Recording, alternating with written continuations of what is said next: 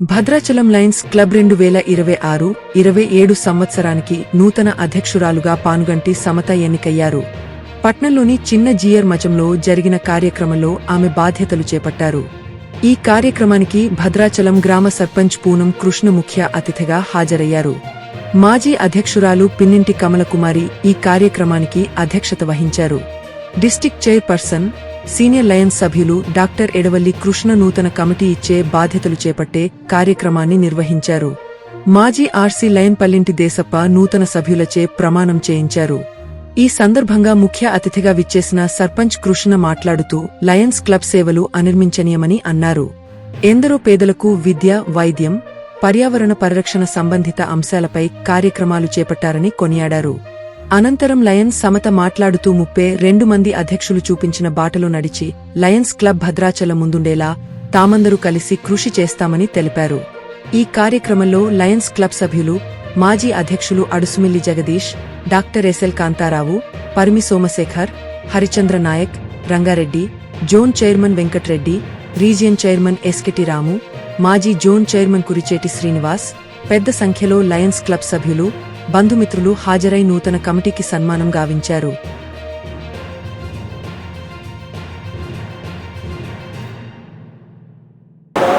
నేను భద్రాచలానికి సుపరిస్థితిని ఇక్కడ విద్యా సంస్థలలో భాగస్వామ్యం ఉంది. ముఖ్యంగా చాలామంది కొంతమంది డ్రాప్ అవుతున్నారు ఈ మధ్యకాలంలో. వద్దు, మనం డ్రాప్ అవ్వకుండా చూడాల్సిన బాధ్యత ఉంది. ముఖ్యంగా లైనిజంలో ఇప్పుడే వచ్చిన లక్ష్మీనారాయణ గారికి ప్రత్యేక ధన్యవాదాలు. Vice president, first vice president, second vice president, అప్పుడే మీరు క్లబ్ అధ్యక్షులుగా పనిచేయాల్సి ఉంటుంది. క్లబ్ని చక్కగా నిర్వహిస్తూ బాధ్యత తెలుసుకుంటూ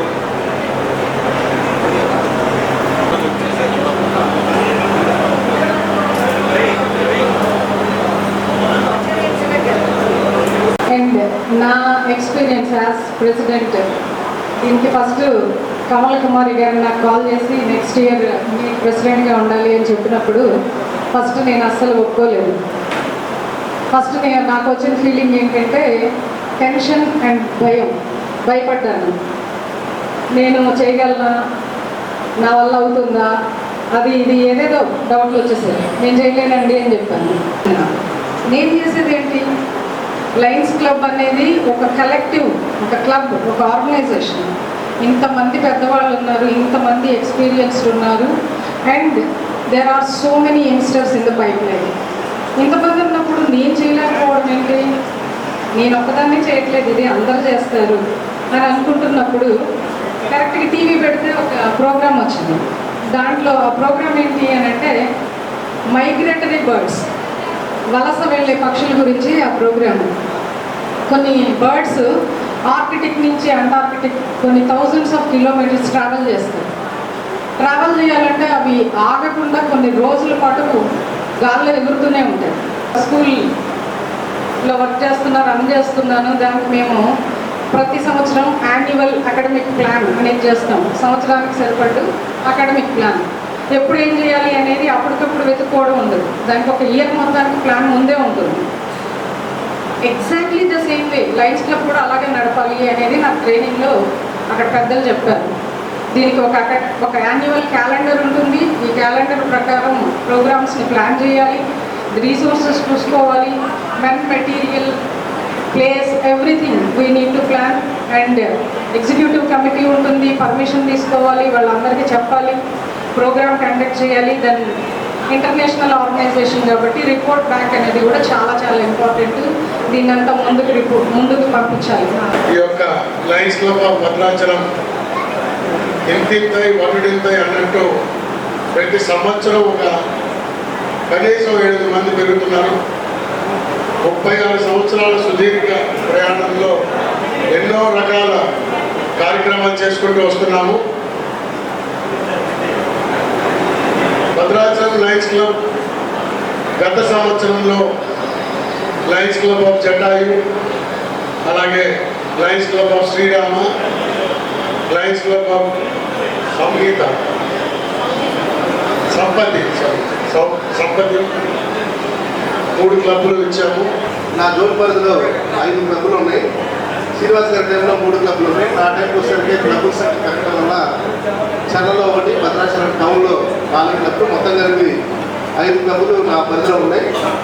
ఈ 5 క్లబ్ల పరిధిలో మెంబర్షిప్ గ్రోత్ విషయంలో కానీ, కార్యక్రమాల విషయంలో కానీ, ఎంజేఎఫ్లు చేర్పించడంలో కానీ, ఫండ్ రైజింగ్లో కానీ నేను సహకరిస్తానని చెప్పి కోరుకుంటూ, లైవ్లో ఒక సాధారణ మెంబర్గా జాయిన్ అయిన నేను దీంట్లో ట్రేడ్ కెమెరాగా, ట్రేడ్ మినిస్టర్గా, కోశాధికారిగా, సెక్రటరీగా, ప్రెసిడెంట్గా, రీజన్ కోఆర్డినేటర్గా, ప్రస్తుతం జెడ్సీగా కొనసాగుతున్నాను.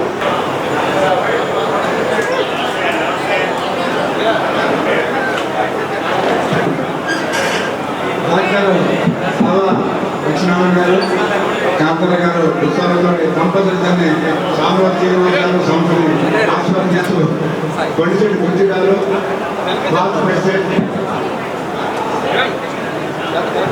శ్రీనివాస్ రెడ్డి సంస్థ గారిని ఆశీర్వదిస్తూ వారు పుష్పాన్ని సమర్పిస్తున్నారు. మీటింగ్ చేసిన ట్రాన్స్పరెంట్ రావు గారు ఎప్పుడైనా సరే పట్టుకోండి.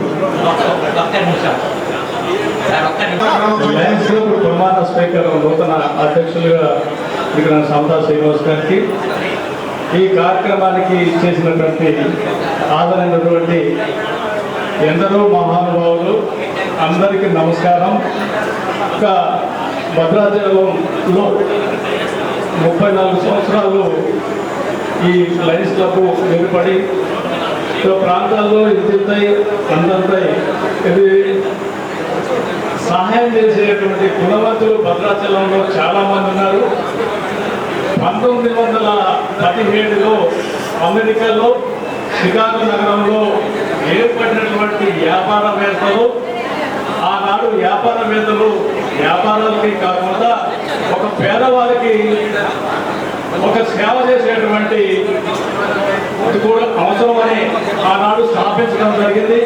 దాంట్లో భాగంగా భద్రాచలంలో శ్రీ సీతారామచంద్ర స్వామి ఆశీస్సులతో ఈ ఏజెన్సీ ప్రాంతంలో ఉన్నటువంటి వారికి సేవ చేసేటువంటి భద్రాచలం వాసులకు సేవ చేసే భాగ్యం కల్పించేటువంటి దాంట్లో ప్రముఖ పాత్ర లయన్స్ క్లబ్ వారు.